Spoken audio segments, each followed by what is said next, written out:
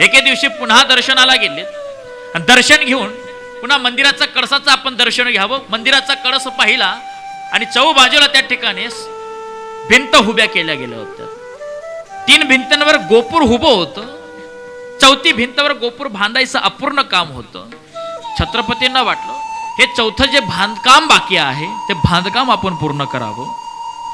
ऐका,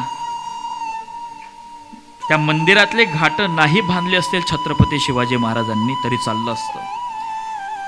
त्या मंदिराचं अपूर्ण काम पाहून छत्रपती शिवाजी महाराजांनी काम पूर्ण नाही केलं असतं तरी चाललं असतं. असा विचार नाही केला असता तरी चाललं असतं. पण ऐका, महाराजांनी विचार केला असता हा भाग कोणता माझा मतदारसंघातला आहे, मी महाराष्ट्राचा, काम आंध्रातलं.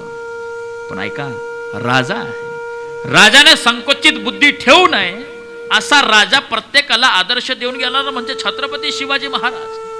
त्या आंध्रातल्या काही मजुरांना बोलून घेतलं. मजुरांना सांगितलं हे 4थं जे गोपूर बांधायचं बाकी आहे हे गोपूर तेवढं बांधून टाका.